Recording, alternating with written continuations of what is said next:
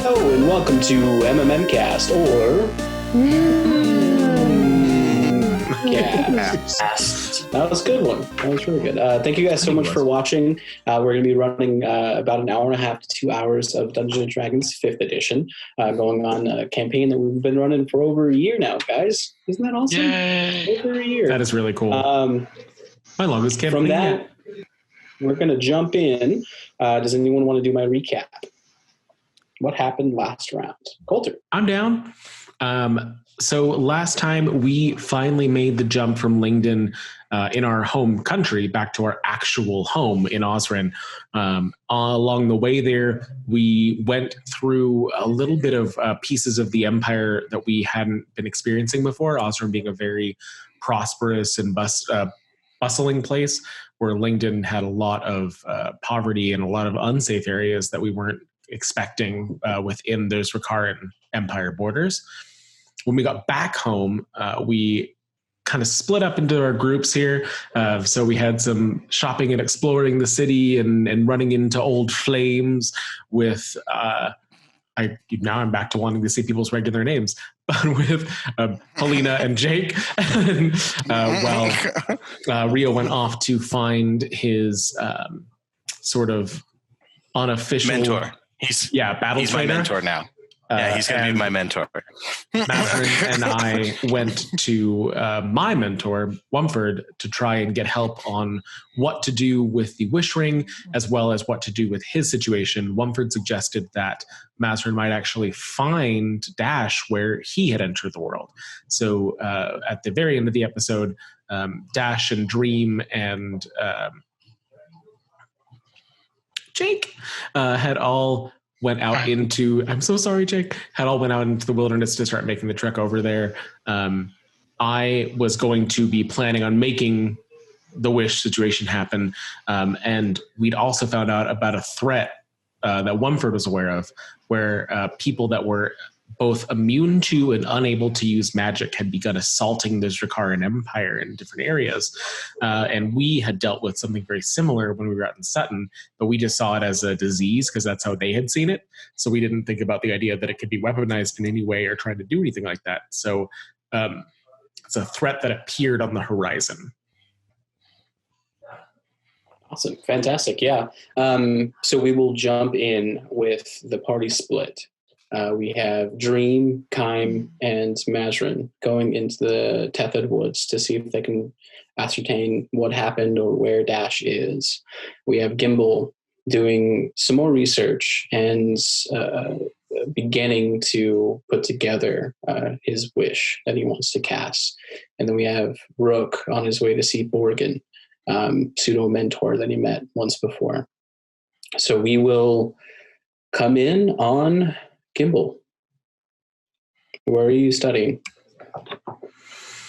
I would go back to the university. Okay. Going back to the university, you're able to kind of find information on high-level magic items and specifically on the wish spell.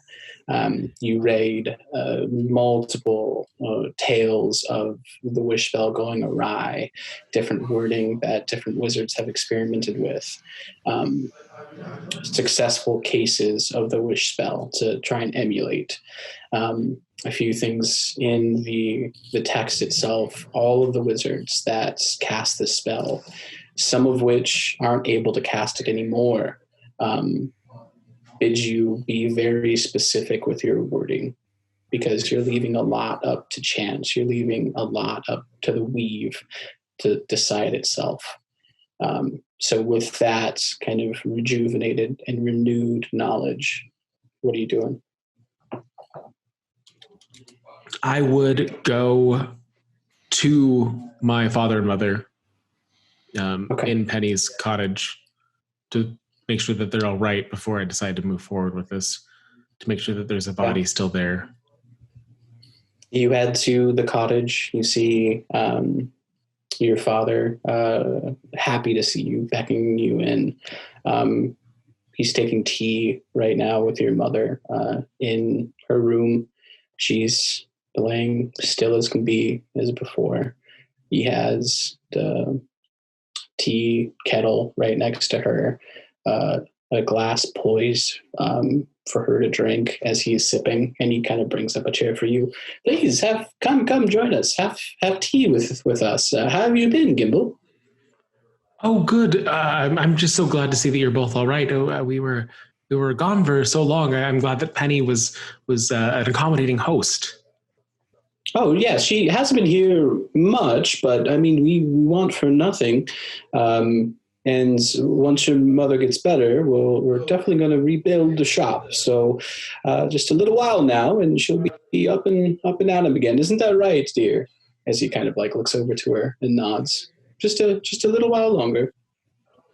I think maybe you're right. I do. Is there a chance that I could speak with Mom alone? I think that there's some things from the travel that she might be interested in. Oh, sure, my boy. I need to do the dishes anyways. Please, yeah, take your time. And he kind of shuffles out. Okay. I will get down on my knees next to the bed and take her hand in mine with the wish ring on my finger. Hand cold to the touch. Just dead weight as you pick up the arm itself. Unnecessarily mean, but okay. I wish that my mother's soul and body were made whole and healthy as they were before she departed.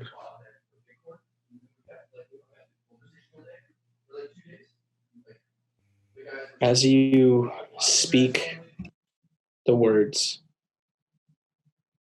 nothing happens. You feel for the power inside the ring, and it's gone. As you're about to start questioning what's happening, you're waiting a few moments. You feel a little let down.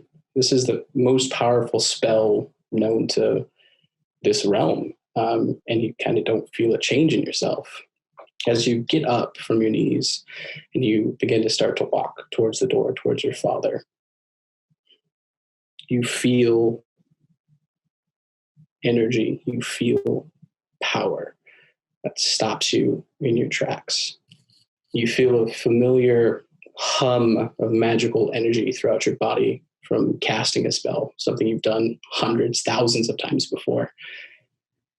The hum turns into a vibration, turns into a cacophony of energy, and you're fighting to keep your balance. You feel as though the entire investiture of the weave inside you is coming to life to try and satisfy this spell. Then the pain comes. You clutch your chest, scratching at this unrelenting pressure that's building inside of you. If this goes on much longer, you don't know if you can survive it. The pressure soon hits a fever pitch and is wrenched from your body. You feel tendrils of the weave fray inside of you as the magic itself is taken from your essence, from your soul. It's the first time in a long time you don't feel the warm caress of the weave. As you topple over, heaving your chest, clutching yourself into a position, you lay on the ground cold, without magic. You hear a faint voice beckoning. Welcome, child of the weave. How nice. The words are cut off as you feel warmth slowly come back into your body, as you feel the broken tendrils that were connecting you to the weave are slowly healing themselves. Go ahead and roll a percentile die for me.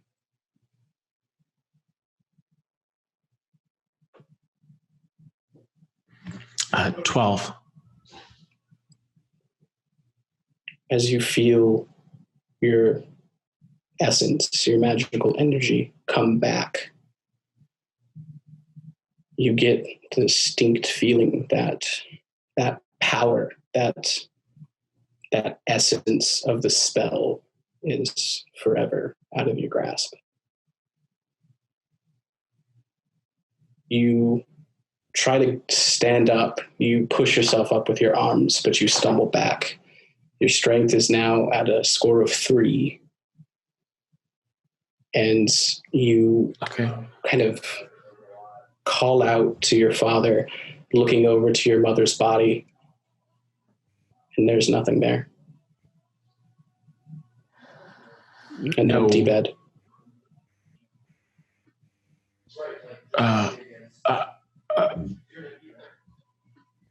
We have to go. We have to go to the store. We can go to the. Help me.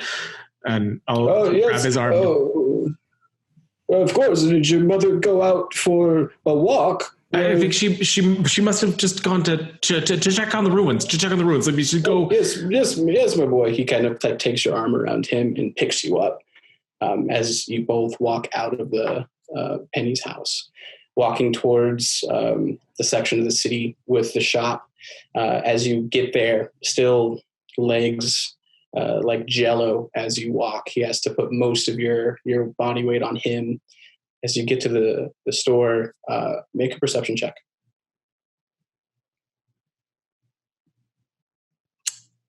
Dirty 20. You know this site.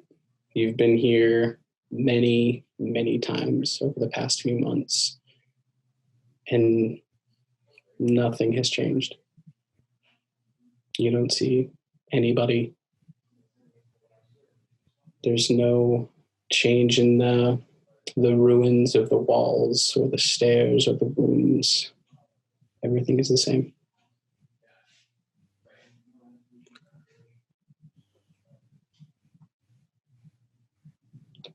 I think I need to sit here for a while, if that's okay. She must have gone back to the cottage. Oh, that's fine, my boy. We'll find her. He kind of sits next to you. He picks up a little sketchbook he had in his pocket.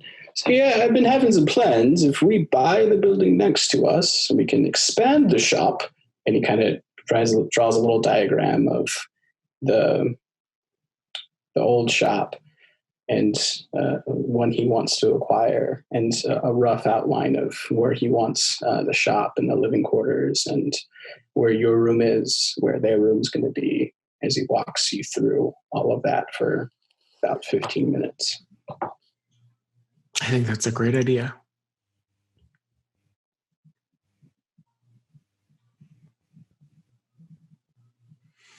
Do you anything else? No. Okay. As you sit there for an hour and a half, 2 hours, just contemplating what happened, you know the spell went off. You know the words that you used were good. You just can't fathom what happened. We'll switch over to Kime, Dream, and Mazrin. What are you guys doing? Walking through the forest. All right. Leading us to wherever I think I came from. Yep. So as you close the relatively short distance between the outskirts of Osran and the Tethid Woods, you made this journey many times. Dream, you most of all. Steelcry used to use these woods to sharpen the skills of new recruits, and Dream, you're hit with memories of clearing out like packs of wolves and families of owlbears with when it was still just you, Rook, Bishop, and Gimble. As you're heading deeper into the woods, deeper than you've traveled before, Dream, I need Mazrin to roll a survival check for me.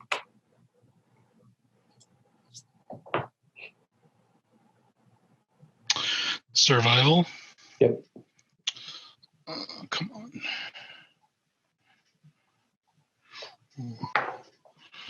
12. Okay. You take the better part of 30 minutes or so trying to trace back where you came from. It's been a few months, so things have changed in the woods since the time, but you eventually, after 30, 45 minutes, get on the path from which you took, going deeper into the tepid woods.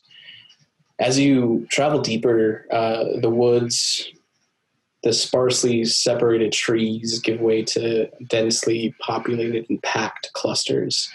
That giant trees that have been in this wood for millennia, towering over you. As you continue, the knots of trees advance closer and closer, cutting you off more and more from the outside world. What was a bright and sunny day is now dim, dark, freckled with columns of light here and there that can penetrate the actual tree cover of the wood.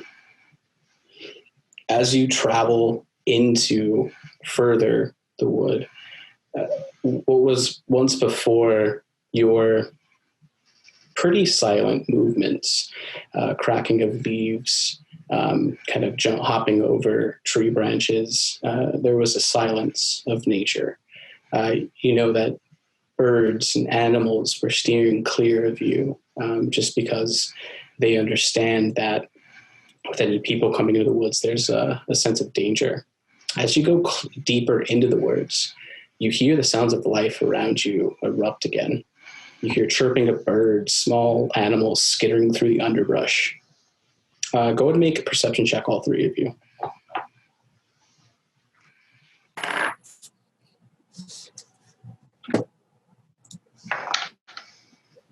Yeah, but that is 23. Okay. Natural 1, so 8. Okay. So as you're trying to get your bearings and Dream, you're kind of admiring this wood that's been next to Osrin this whole time, but something you've never experienced before. Kaim, you clock it. You clock that there's a large stag kind of grazing maybe 30, 40 feet away from you, towards the east. Around it, you see 3 or 4 fawns kind of grazing and playing around. You see the stag itself raises its head and locks eyes with you. Its keen eyes, understanding eyes, and then goes back to grazing, either unaware or unconcerned the threat that civilization brings. You get the feeling that this part of the wood hasn't been tracked by people in a long time, if ever. Understanding that this is where Dash and Majorin both came out, there's got to be some kind of connection here with the Feywild, something that you've never seen before. Go and make another survival check for me, Majorin.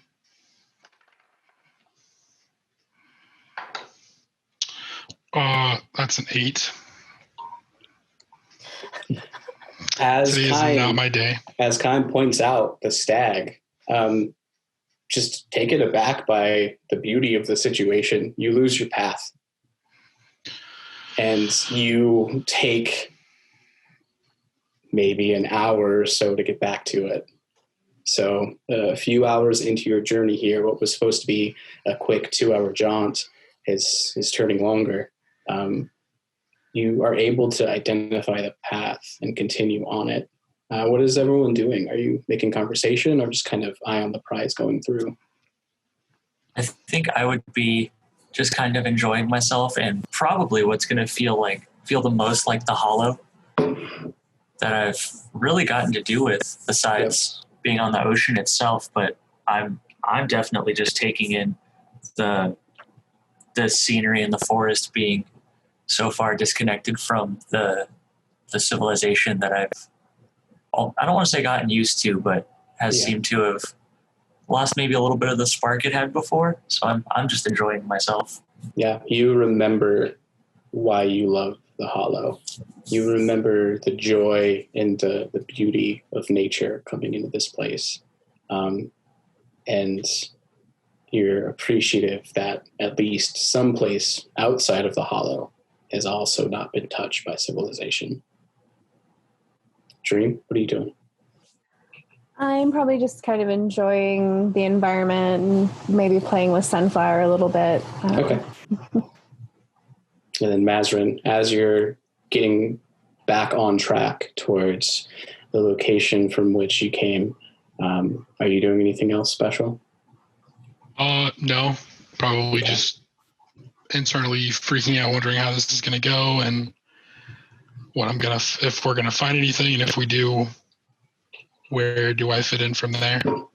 Okay.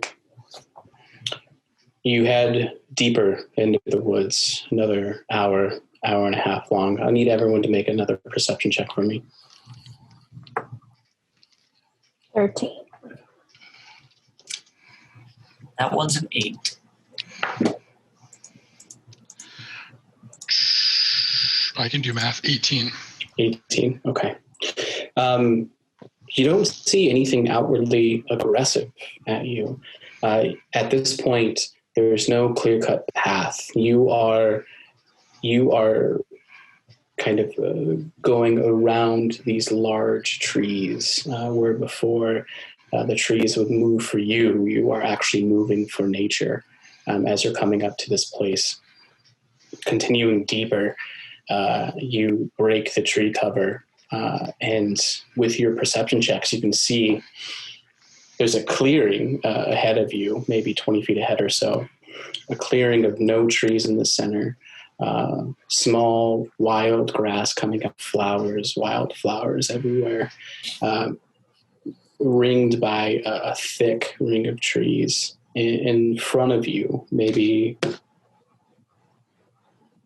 40 feet or so ahead, you see a large structure, a large stone archway, maybe 20, 25 feet high, 5 foot thick stone. You see sections of the stone have worn away and have tripped off, and branches and tendrils kind of knotted up and formed around the stone that has been worn away and kept the structure of this arch. You can see faint carvings on the stonework that's visible.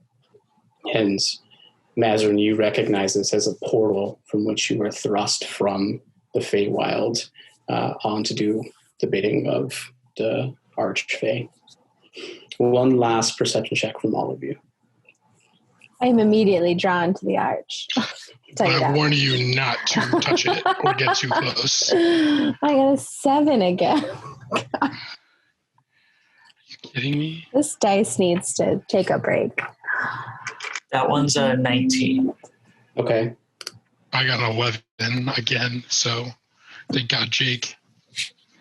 As you are stepping into this section that seems unnatural, and you see the arch in front of you, beautiful, Dream, you go to step towards it, everything goes black. Complete darkness. Has everything gone dark, or am I blind? Dream? I can't see with dark vision. This is magical darkness that doesn't let you. Okay, cool. What do you say anything, Mazarin?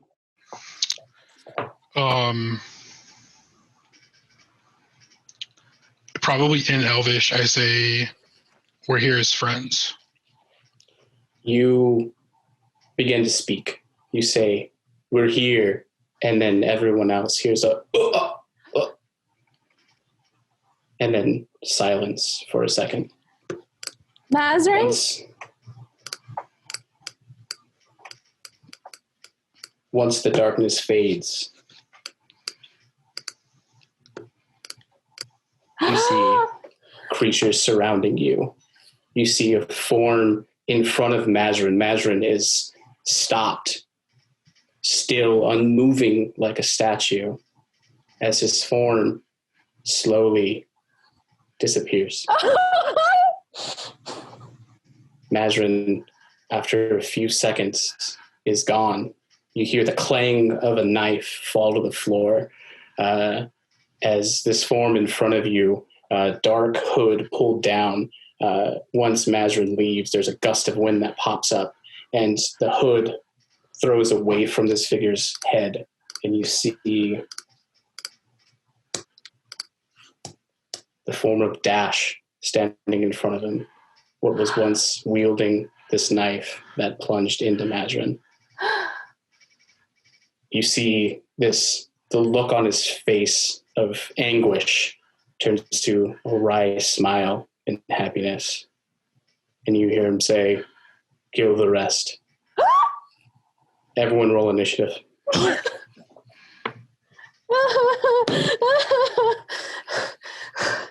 Okay. I don't want high initiative here. Damn it. I'm not rolling anything, am I? Nope. 10. Okay, all right. Oh 22. no.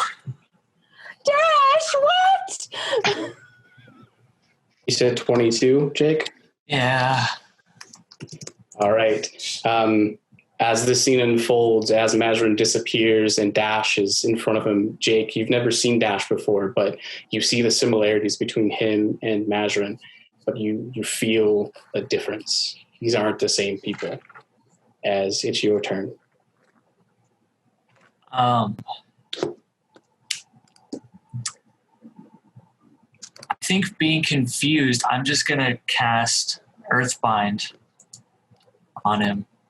I'm going to choose creature, must succeed on a strength saving throw.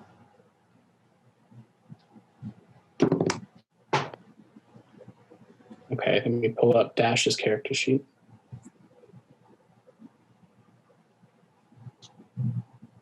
Ooh, frick. Oh, that's not the spell I thought it was.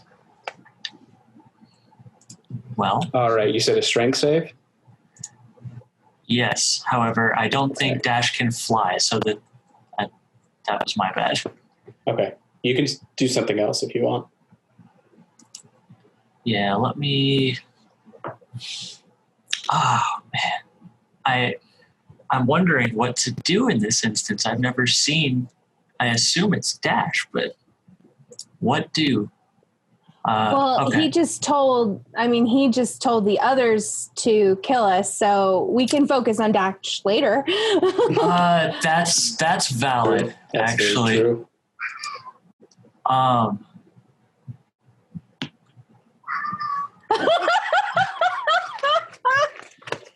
What are you doing, Kyan? Entangle.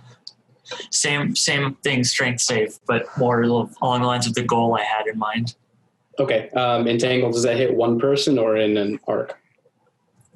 20-foot square starting from a point within range, and I'm just going to make the point be underneath Dash, basically where Dash is standing. Okay. So Dash gets an 18 to save. The rest of them get... so many things are happening.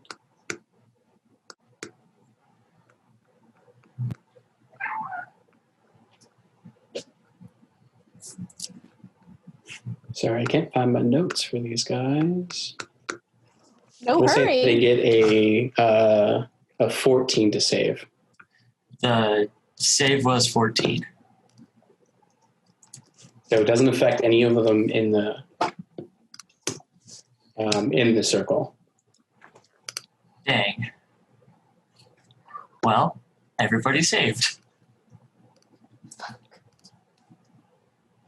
Yeah. Sorry, I'm frantically going to the internet because I lost my stat block. Yeah, they would have saved from it. So as you kind of thrust forward and make the vines thrust out from the ground to try and grab any of these people, they don't seem to find any purchase on anybody, and they kind of go limp as the magic falls from them. From there, unless you want to move. Do you want to move? I'm just going to make sure I'm planted next to Dream. Okay. Not like planted, obviously. That's a druid joke, but just make sure I'm next to Dream and make sure she's still there and hasn't disappeared to leave a knife on the ground. Got it. From there, it's going to be the entities that are in front of you's turn. So you see Dash kind of looks towards everybody with just an uncaring glance and walks away. And then from there, you motherfucker. And he is gone. Coward! The rest of them compile through on you. 3 of them taking an attack at you, Kaim.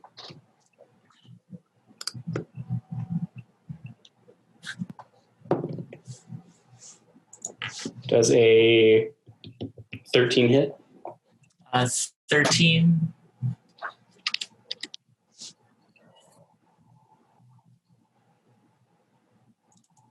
Does not hit. Okay. So the first one thrusts forward with a dagger that he had clutched in his left hand, misses. The second one, dirty 20 to hit. As you're glancing off of that one, the other one reaches out with a sword, doing 9 points of damage. It's down on your shoulder. And the third one also misses. As you're reeling from that pain, you see the arm coming, and you're able to dodge out of the way. And then 3 of them will make an attack on you, Dream. Does a 12 hit? No. Okay. 17 hit? Yes. Okay. And then that one is an 18. So as you see Kaim kind of dodge out of the way of these, you're able to see one of the knives coming, and you jump and dodge it as the other 2 strike simultaneously, doing 13 points of damage total. And then from there, it is Dream. Your turn. Okay, I tell Stoneflare to go get help, throw her in the friggin' whatever. I cast Armor Bag at this on myself, and if you'll let me, I will also cast Primal Savagery and attack. Sure, yeah, let's do it. Okay, so 15 plus 8 to hit, so that's 23, probably. Yeah, definitely hits. Okay, and then damage is 12. 12 points of damage. Slash this effer's face. What does it look like? What are these things? As you attack it, its cloak gets pulled back, and you see a humanoid face, but it's not. You see the features themselves are sharper and shorter than kind of a regular human would have, and just pure dark skin, almost kind of the blackest of black skin, with small, very small cracks in the face that are deep blood red. As you reach out and claw at one of them, you get it straight in the chest as it stumbles back, clutching its chest, going to one knee. He's looking very, very bad. Yeah. And then next up is Kaim again.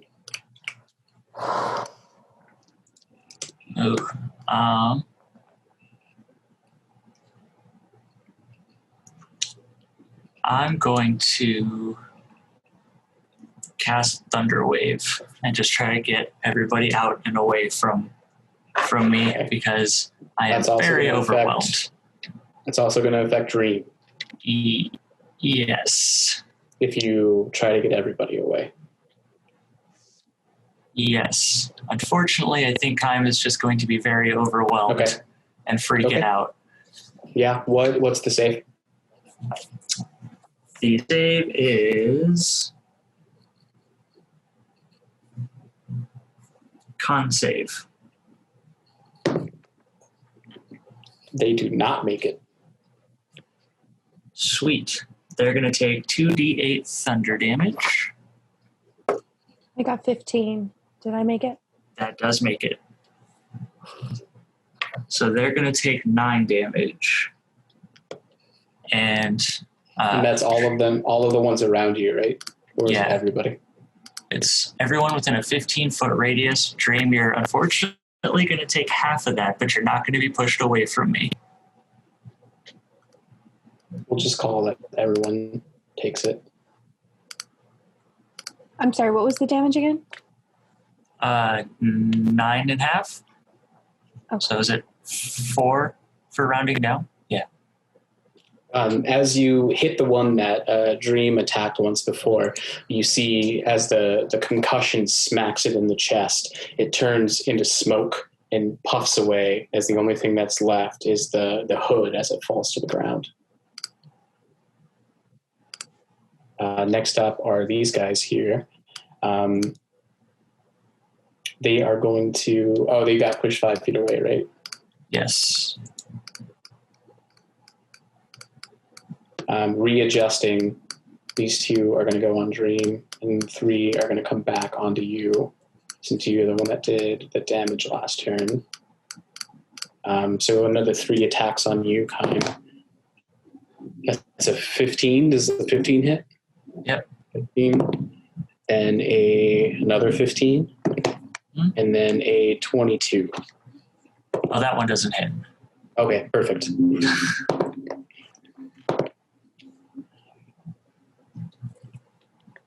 14 points of damage to you, as one of them kind of jukes in front of you, getting your attention, 2 of them striking from behind.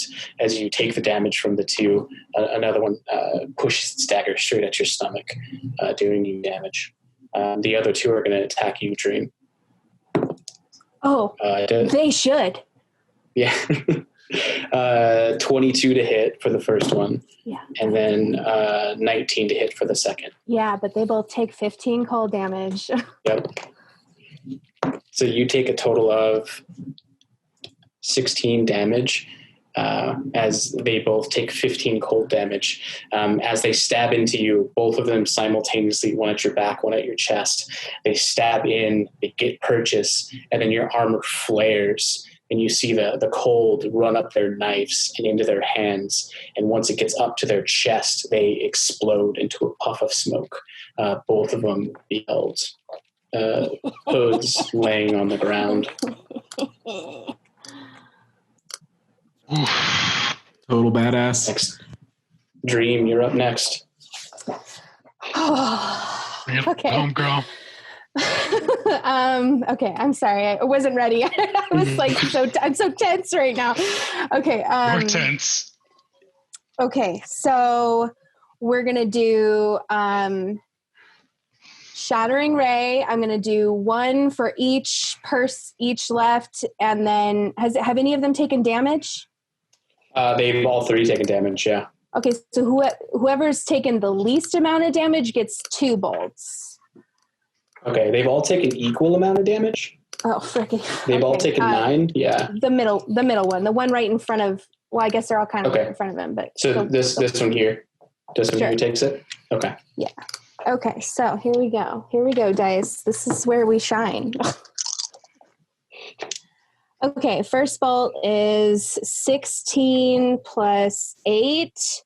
Yep, definitely hits. So that's a yes. Second is 13 plus 8. That's also yes. That's a 2. That's probably not going to work. And then 11 plus 8 is 19. So all of those, 3 all of except for them the 2 hits. Yep. Okay, so then I need my D6s. Okay, first bolt does 10 damage. Second bolt does 7 damage. Third bolt does 12 damage. How do you kill the 3 of them? They just evaporate. Okay.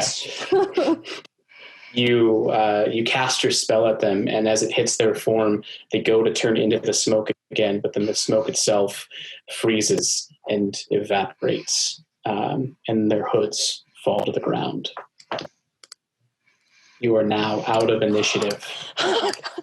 Kyle, what happened? Where's Lazarin? I start running towards the arch. Okay. You're running towards the arch. What are you doing to it? I'm going to run through it. Okay. As you go to run through it, you feel a pulse of magic as you're running through, and you get on the other side, and nothing happens. What do we do? What do we do? We gotta get back. We gotta tell Gimble. We gotta tell Rook. We gotta get somebody. Now we start running. Okay. I hope we're survival. I would like to shapeshift into something. Can I shapeshift into a horse? Yeah. Can I shapeshift into a horse in a dream? Of course. Hop up and let's go. It's going to be hard getting a horse through the wood since it's so the trees are so close together. You'd be better off just going at it without. Can I do direwolf and run? I didn't check a direwolf and see if the stats are any better. A direwolf would be slightly smaller, but you'd have kind of the same issue of navigating through. Oh, their speed is 50 feet, but yeah, the issue of getting one through the woods. What about a stag, like the one they just saw? Yeah. I mean, if Dream is going to ride on his back, it's going to be kind of the same issue. It would be a little bit more dexterous, but still, you might be better off just going at it individually. Would it be best if I just went to shifted to a direwolf and ran back to the city by myself and hope Dream understands that I am going for help? You could, but you would leave Dream in the forest alone. Definitely not. I'm not doing that. Okay, yeah. I stay a Ganassi. I am very upset, by the way. So I'm sorry. So, Jake, another option that you might not have thought of is you could turn into an owl or something and make noise so that you don't get lost. So if you're flying above the trees and you're making noise constantly, Dream can follow you, and then you wouldn't get lost because you can see above the trees. That, I mean, if our almighty powerful DM would allow that, that's a great idea. Are you able to shapeshift into a flying creature? Yes, beginning this level. Perfect. Yeah, you're able to do that then. Let's do that. I would say you would have advantage on your survival checks being that far up. Sweet. I'm going to shout to Dream. Follow the sound. You'll hear me, I promise. And then flip and go up. No, not again. No. Okay, as you're going, go and make a survival check with advantage.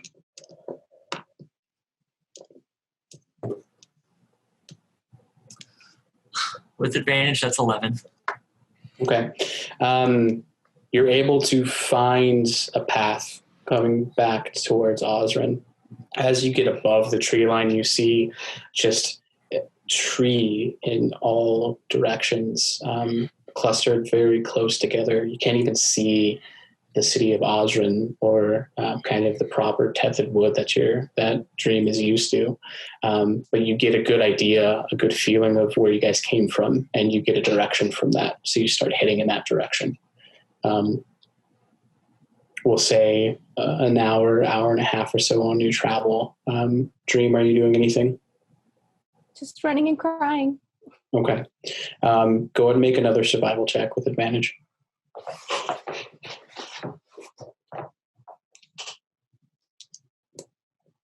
$23.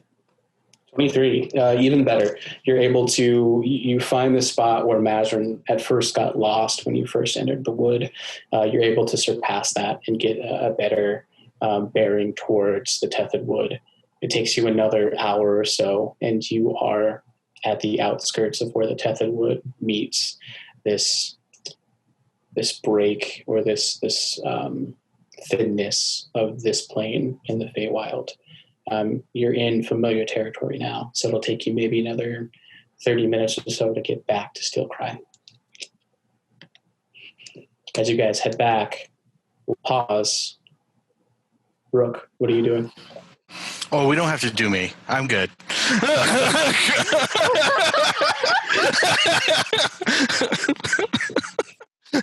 What are you doing, Rook? I just had a nice cup of tea with an old friend, and that we could just move right along. So as you head towards Borgen's mansion, his lands, as it were, you walk up. He is Far away, you can hear the sound of work. You can hear the sound of ground being tilled, of machinery being used. As you walk up, you see Morgan, shirt off, no armor. You see kind of the same similar blackness, sickness in his chest. What you took from him looks to be grown back at this point. But still hasn't progressed further than what you've seen as he continues just to kind of till his field. Hey, Morgan. Rook! He kind of throws it down, comes over to you, gives you a big bear hug. How the hell you been? I enjoy it too much. No, I'm doing great. Just got back into Osrin from traveling abroad. I thought I'd check in on you, see how you were doing. Oh, yeah, pretty well. Same as usual. He kind of points to his shoulder. Looks like it's come back from what you did, but hey, he gave me some more time, so can't say no to that, right? No one else has tried to take me up on my contract, though, so that's kind of depressing. Yeah, you murdering a bunch of people, that does sound really awful for you. Yeah. Well, what brings you down? Honestly, I wanted to check on you, make sure you're doing all right, and I was kind of sort of hoping something like divine light inspiry would happen. I'm new to religion. He kind of also looks around, looks at his chest. Nope, nothing that I know of. Yeah, no, that makes sense. That makes sense. And to just readdress, you sure you don't want me to just like kind of stab you a bunch and you not try and kill me? Like that's still not on the table, right? Look, that wouldn't be in the cards now, would it? I wouldn't die a gentleman's death, if it were, if I just let you kill me. Well, yeah, but I just got to offer, old friends, how it goes. I don't know. What are you doing for dinner? I think I need not much. I need a lot of advice. Yeah, he kind of walks over towards where he was kind of holding before. He picks up a pickaxe and kind of puts it on your chest. First we work, then we eat some good food. Fine. He directs you where to till up the actual ground itself as he kind of fills it with better mulch and better soil to make a yield a better crop. Never silently. Before has my noble background ever been more apparent than when a man has asked me to garden. Sure, I've done this many times before. You both work in relative quiet, but it's a quiet of old friends, a quiet of not needing to make conversation. Just being next to each other kind of bolsters your spirits and just take a lot of enjoyment out of working next to this man. Well, and while we work, I kind of go over everything that's been going on to see if maybe as a more seasoned adventurer than myself, if he has like any advice, just basically give him the whole plot and just be like, any advice? Well, good luck on taking down the hag. Those are terrible witches. They'll be back. You'll see her again, but you have some time before she can muster herself to come back from her wretched existence. About a year or so, maybe. Then I would start looking out for her. It's okay. The way things have been going, I'll probably be dead, so it'll be fine. Yeah. The gods are good, myself included, will be dead. Other than that, I'm glad that you were able to save that town. It's a shame. I've never heard anything about what the girl's ailment is. I'm hoping that your son can help her out. And Captain Everett seems like a pretty nice fellow. Oh, you would like Captain in my Everett. adventuring days. Yeah, I think we could have a lot of fun together.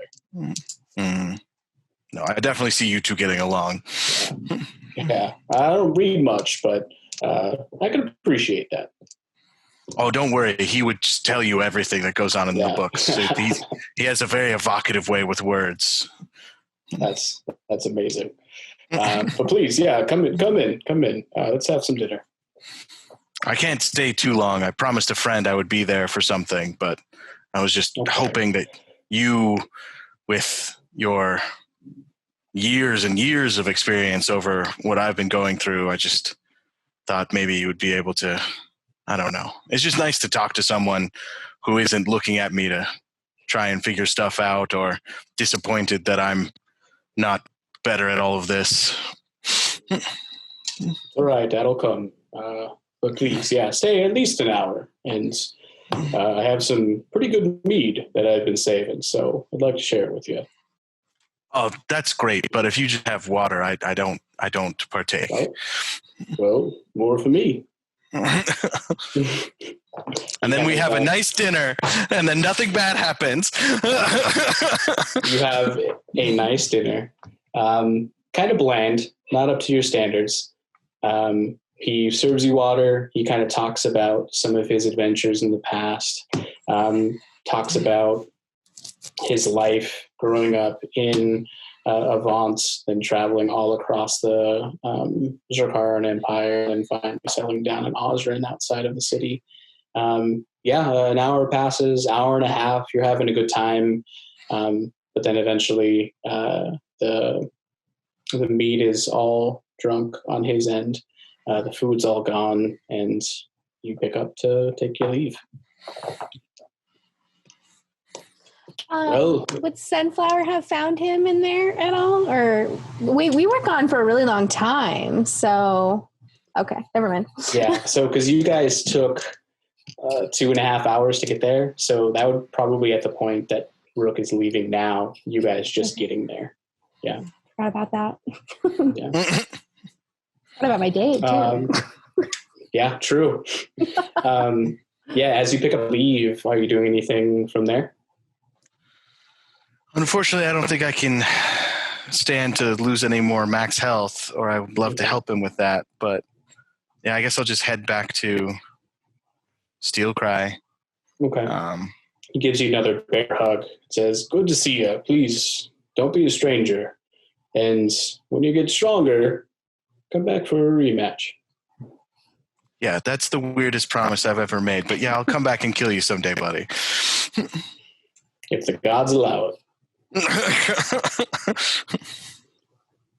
As you go to step away, just happy for the first time in a while, just like no strings attached, just enjoying the company of this man. Here it comes. Steelcry. And there, we'll take a quick break because I got to pee. As do I. You guys. So as you leave Borgen's house in a good mood, you head towards Steelcry, I'm assuming? Me? Yeah. Yep. Okay. Because you would be done first.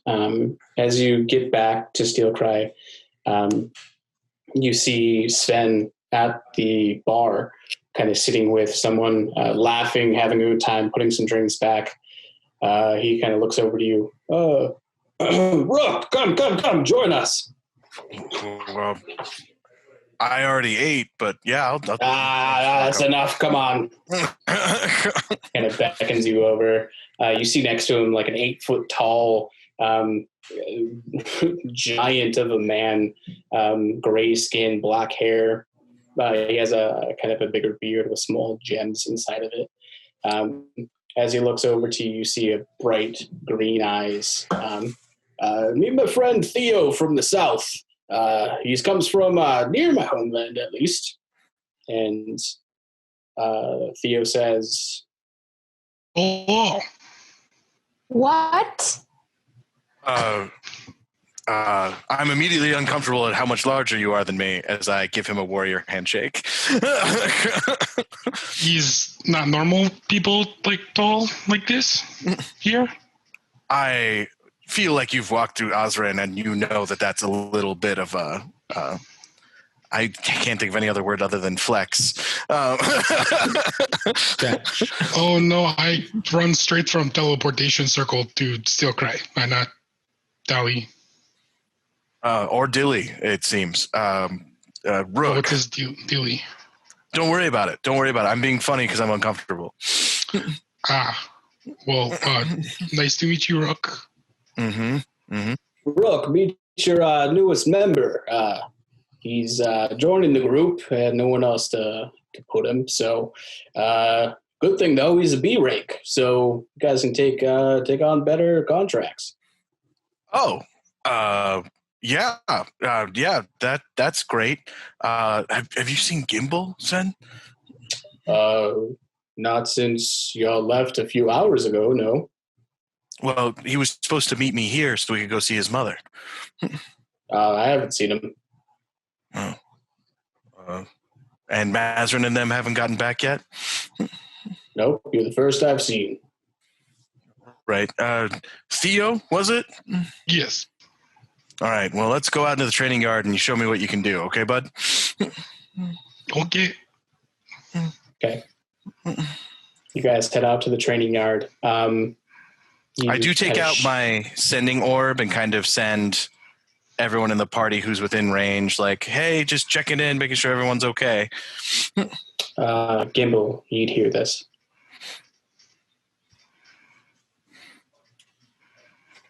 I've been grieving and processing, and what time is it by now? Is it getting dark? It's left dinner and whatnot. At this point, yeah, it's slowly, the sun's slowly beginning to set.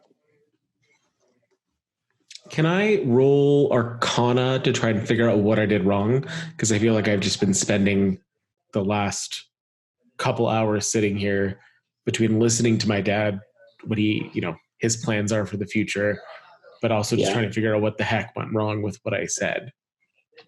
Go ahead and roll Arcana, yeah. Okay. That is a 26. 26. Your wording was spot on. You know that the spell itself has had to have taken effect. Your mother has to be whole, just not here. You left a bit of ambiguity as to where she would be. She is as she was before her death, but somewhere else. You know that her body and her soul were in two different places, and it seems that the body gravitated towards the soul instead of the soul gravitating towards the body.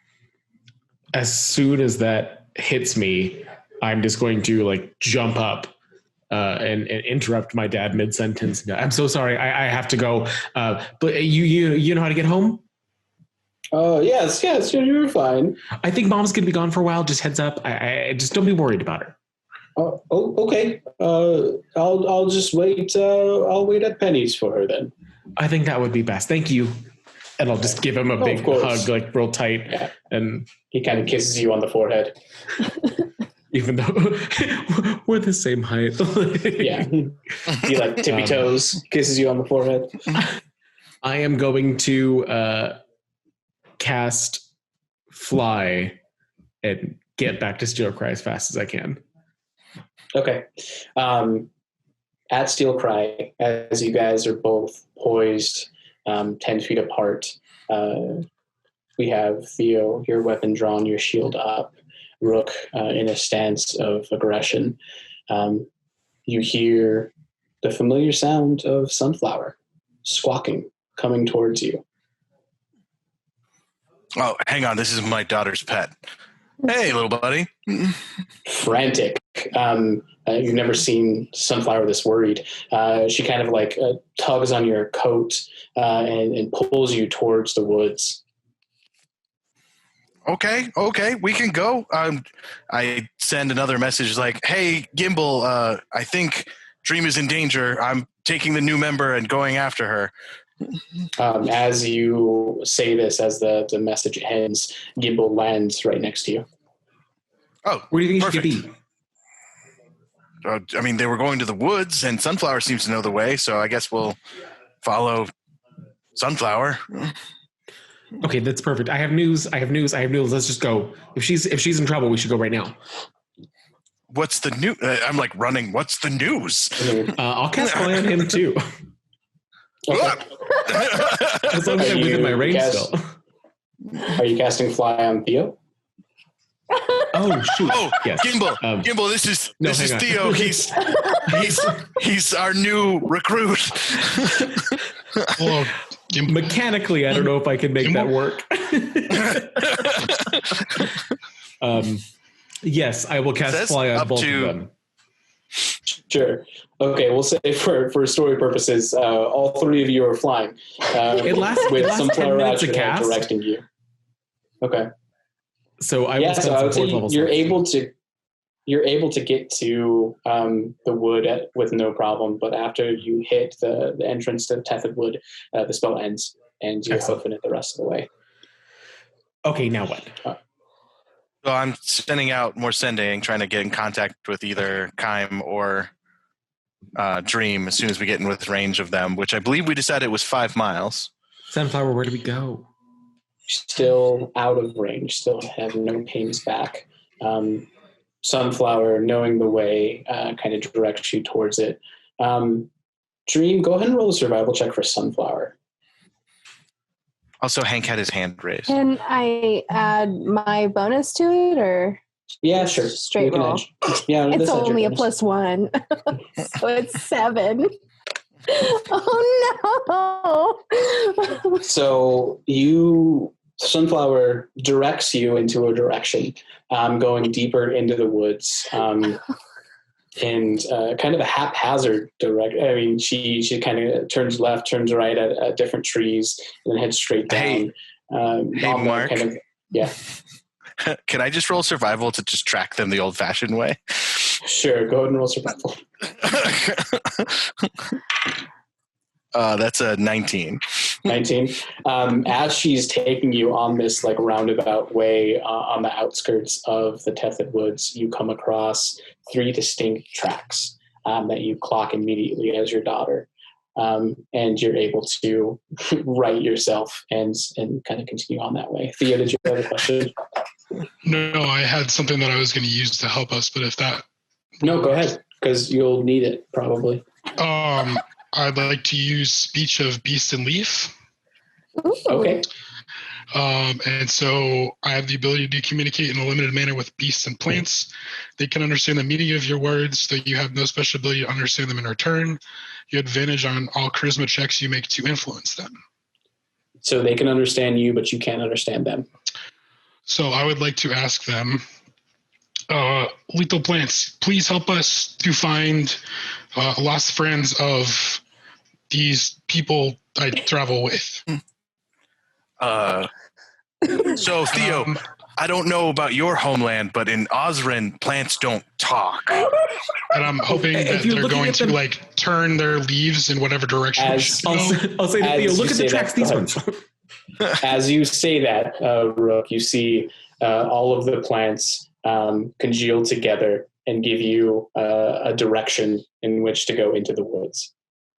I would just like to stand by my statement that they are not, in fact, talking as I follow. They do not talk. They just listen more than you think they do.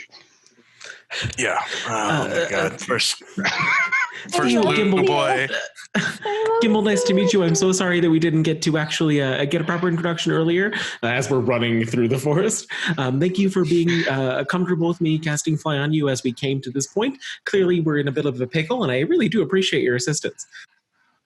Yeah, and it's great timing, actually, because this will put us up to like 7 members because we're going to find Dash soon. You know what I mean? Like, it's all going to be working out great. What is pickle? Well, it's a cucumber that you store in vinegar as well as like a spice mixture over time, and it cures it to a point that it is shelf stable for a longer also life. dill, Gimble. Cucumbers on their own. You have to put dill in there, or it's not a real pickle. Sound delicious. Trying to explain what a pickle is. As you hastily head further into the wood, another 15, 20 minutes or so, I'm assuming you're kind of like sending the sending stone as many times as possible to try and get a ping, right? Yeah, trying also not to crush it in my big meaty fist as I get more and more worried. As you get to a point in the wood, you feel a ping. Dream and Kaim, you both hear Rook's voice in your mind. Dream, answer Dream. We're trying to find you. Where are you? We can't find you. Okay. Just stop and stay in one place. I'm tracking you right now, and we got a buddy who can talk to trees. And just listen to Mazarin and Dash. They're used to being out in the woods. All right, it's fine. Okay. When I hear that too, is that just sort of Dream? You just hear a Rook's side of it. You don't hear Dreams. Okay. Upon hearing "friend that can talk to trees," can I just let out like the biggest bird screech can let out? Yes. Oh God. Kaim, think the things. Think them with your mind. Oh, sorry. Look up. I'm up. I'm one with the birds. I am a bird. Dream, what were you gonna say? I maybe in like a soft like voice response, or we don't have Mazarin anymore. And then I just drop down to the ground and just disassociate. Okay. I just want you to know, Mark, that this is going to ruin her date. And that's on you, buddy. Yep. She asked you for one thing.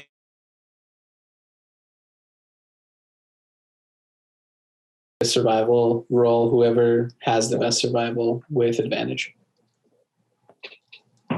I'm assuming you're also a survival guy, Hank. I have a +4, so. I have a +4 as well. Is that me too? What do you have? Since you said stay put, I feel like you're kind of sticking with Dream. Yeah, I got a 22, so. 22. Yeah, you're able to clock the direction that they went, and hearing this very loud bird caw, you kind of understand the direction of you're going. You spend another 45 minutes or so on the trail, and you come to Dream on the ground. There is a smallish tree in the way between me and my daughter, and I literally just rip it out of the ground and toss it out of the way to slide in to like scoop her up and just be like, "What's going on, sweetie? What's wrong?" Can I, at this point, come down and shift back? Yeah. Cool. Kaim, are you okay?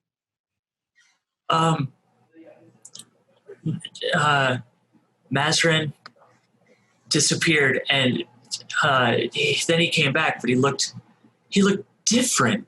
And then he left and told these other things around us to kill, and then they hit us. Like Mazarin wanted them to kill us.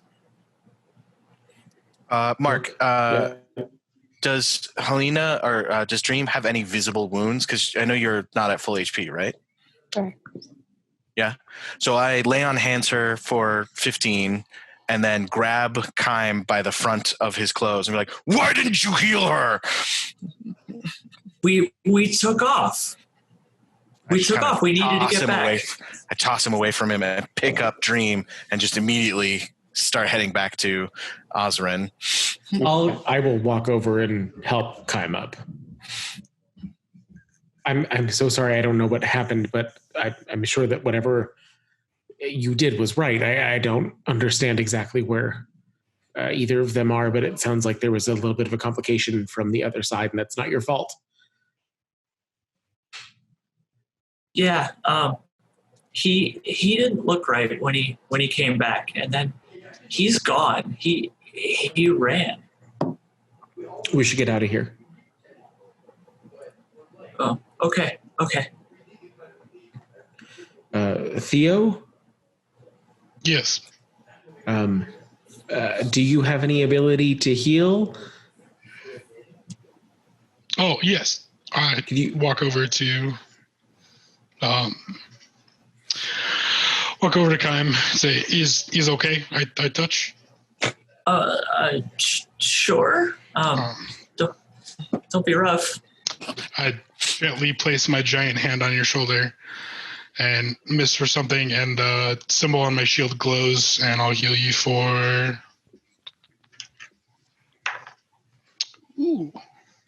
11 damage. Right. So we're in a cleric place. Okay, let's see if we can catch up with the fast movers here. Yeah, you're able to catch up with no issue as you're heading back towards Osrin and Steelcry.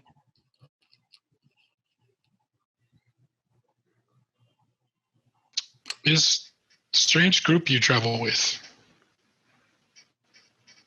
Me or I've him? been traveling with them for too long. Okay.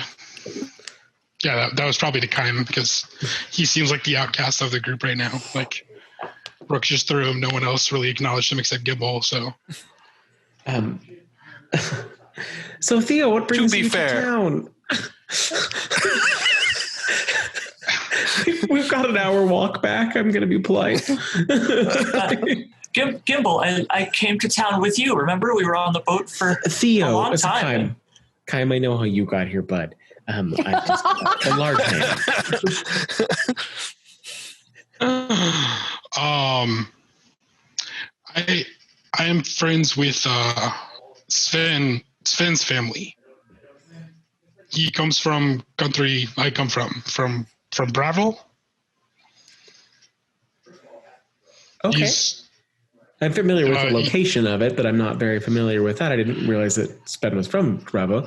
That's interesting. They've had a lot of civil unrest in the last 150 years, but I believe it was settled in the last 50 or so. Sorry, university textbooks. I know I'm out of date. Yes, more or less. There is still some problems happen, but life is good there. I just want to change a venue. Understandable. Yes, of course. Living in a world of civil war, it is occasionally nice to see some sort of inner peace. We are all in a place lacking of that. So much understood. I hope you're prepared for tragedy and personal sacrifice, because that's all that we get. That's all that we seem to get.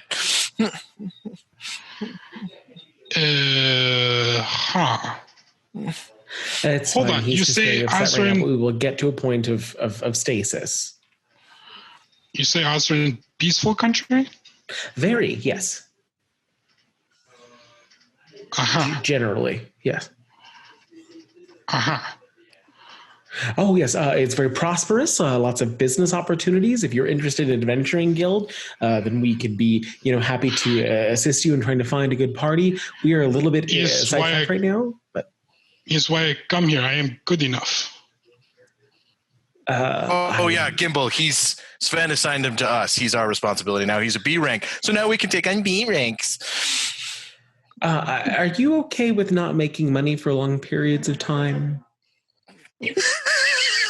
Are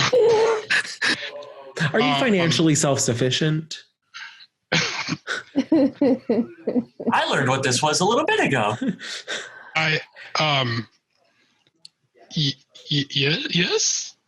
So we tend to come across treasure and whatnot at random, but we've had a little bit of a difficult time staying to contracts recently. Just a heads up as you're hopping into things. Gimble, if Master left, who's going to teach me about the gold rocks?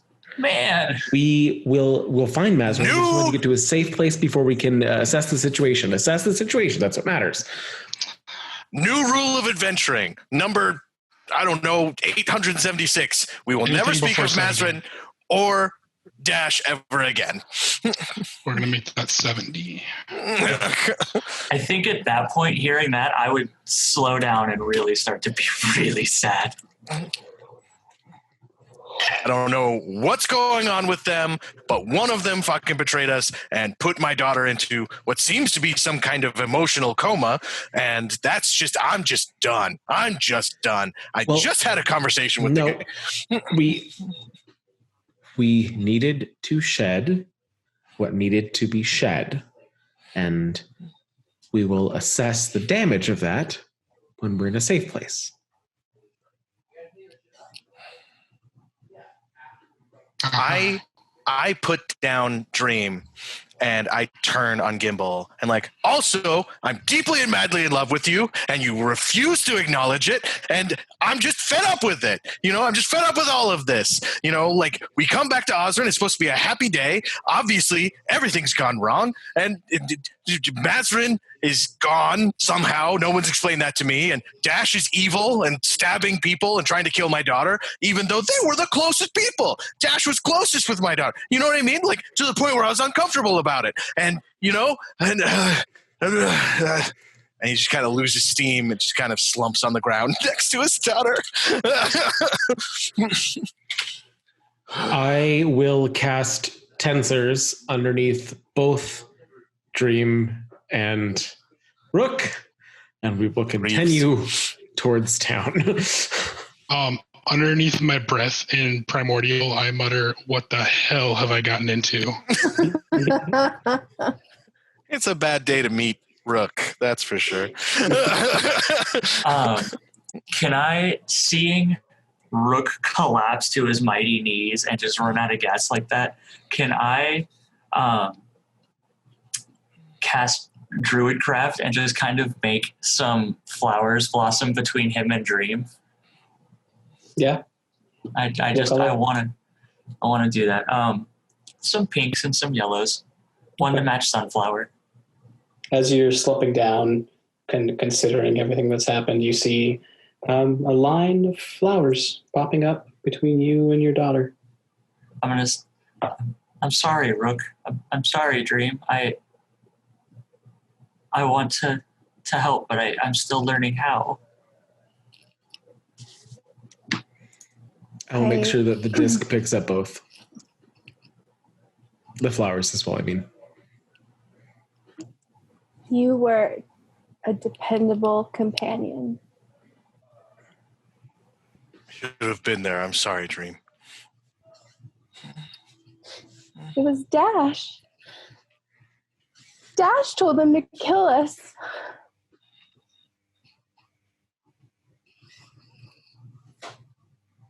Don't worry. We'll figure it out. Also remember rule number 876. I'm not saying those names anymore. As you trudge your way back to Osrin, back to Steel Cry, you open the door with just dissociation and sadness. At this point, it's probably well into 9:30, 10 o'clock at night. Is anyone doing anything else other than going up to their rooms? I take a moment and go to Gimble. Like, Gimble, I'm so sorry. We should probably do the ring thing tomorrow. After everything that's happened, I don't know if I could handle any more bad news today. I will reach up, put my arms around his neck, and pull him down into a kiss. I handle it. Yeah? She's okay? No, but it worked, and we are in a better place than we were yesterday. That's what matters. Yeah. I mean, relatively, yeah, I guess that's true. So we have a body and a soul in one place, and that's a lot easier to find than one or the other. And I think we can do it.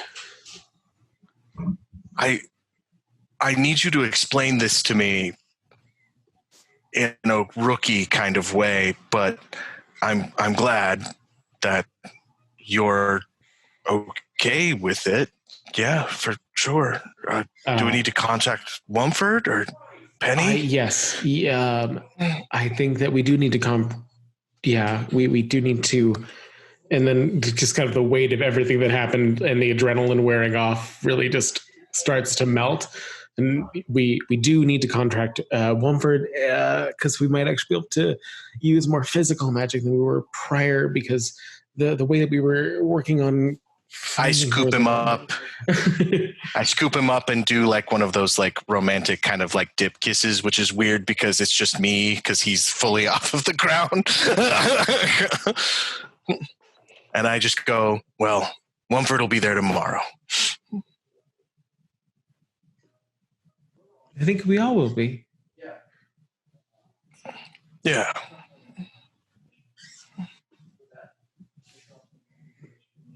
As you all head to your respective rooms, I'm assuming Gimble and Rook together. No, I'm sleeping on G-stream, Mark. No, it's not. I had a moment, but I need my space. Since when? It hasn't been a PG since like the third episode. Everyone knows violence and cursing are okay as long as you don't show any sex. Everyone knows that. As you all head to your respective places for the night, laying down to rest, considering all that's happened these last 12 hours or so. Kime, you've never lost anybody before, and it's affecting you pretty heavily. You feel the balance off, and you don't know how to fix it. There's always been a clear-cut solution to this. You can't seem to find any. Theo, wondering what the hell you got yourself into, but knowing that this is for the best, and you're in a better place than where you were, and you just gotta make the best of it.